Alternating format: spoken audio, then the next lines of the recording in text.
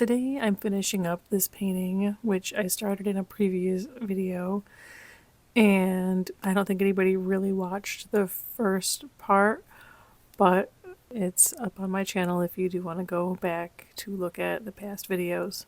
So this is a small oil painting on a wooden panel. It's 9 by 12 inches. And this footage is sped up by about 2,000%, which is a testament to how slow I really am because it doesn't look that crazy fast to me at all. The reference is from the app Unsplash, which is where I've been getting my reference images lately. Anyway, shall we shout into the void some more? Well, not so much shout this time. I'll try to keep it light. Why horses? Is it just some passing phase or special interest of mine? Well, no, I'm afraid not. Horses were the very first thing that inspired me to make art. I'm certain that a horse was the first thing I ever tried to draw. And it's funny because lately I keep randomly hearing other artists say that horses are one of the hardest things to draw. Because horses are the only thing that I can draw somewhat reasonably well. I'm not even going to say that I'm great at it. Some parts always seem like they give me trouble. Ears can be especially tricky for me.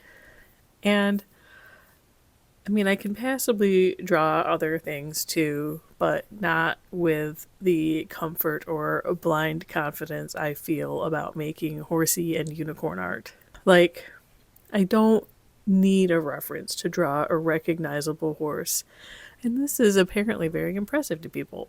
It's a fun trick I could do at parties. But for anything else, I would probably want a reference. Are my horses perfect? No. But I still never get tired of it. I think when I was about a year old, my grandfather put me on a pony, like the kind where the ponies walk around in circles at the fair and it's over in 3 minutes. 3 minutes was all it took. It was just game over after that. So I didn't grow up with horses by any means, but I was obsessed.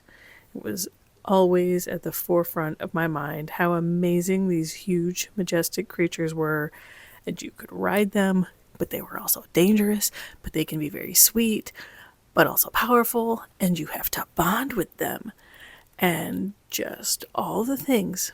And I knew from an early age that horses were my favorite animal. This is so corny.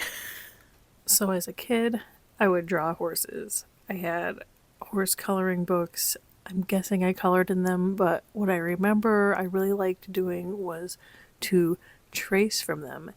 And generally, I was just obsessed with horses, and I had to have all the horse toys and unicorn toys because unicorns are like even more magical horses, basically. The Last Unicorn and Unico were some of my favorite cartoon movies as a kid, and Rainbow Bright, she had herself a magical horse. Shira had like a unicorn horse. If there was a horse featured in any media, I really only cared about the horse. I had My Little Pony toys, and then eventually those weren't realistic enough for me. Then they came out with these like Fashion Star fillies. Does anyone remember those? Grand Champions. And their slogan was, "The most beautiful horses in the world." Grand Champion, the most beautiful horses in the world. And they were actually kind of funny looking, but the choices of decent horse toys was limited. If it was a really special occasion, like Christmas, I might be able to persuade my mom or grandma to get me a Breyer horse, but those were generally too expensive, and they weren't toys, they were mostly just to look at. And I was all about braiding the toy horses' manes and tails and all that. Need I say more?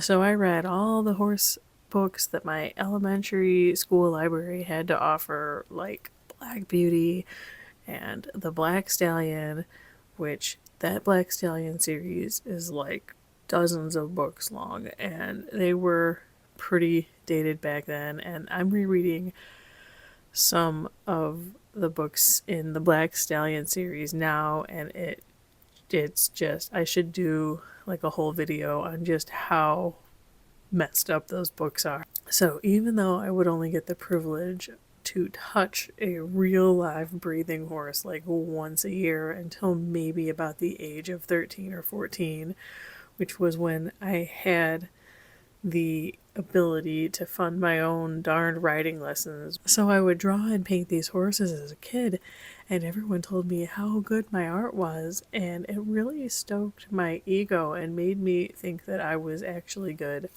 Spoiler alert, I wasn't. But I realize this as an adult now, that nobody's going to tell this kid who's so proud and excited about a picture that they made that, like, hey kid, there's a lot of room for improvement. They just like encourage you, and I think that's beautiful. And eventually I did improve, and those grown-ups helped me manifest that. People will say, I can't even draw a stick figure, and they imply that artistic talent is like this natural gift, and it's not. The only gift that I had was probably just like the obsession that I had to keep on doing it. But I just love drawing and painting animals, and especially horses and unicorns.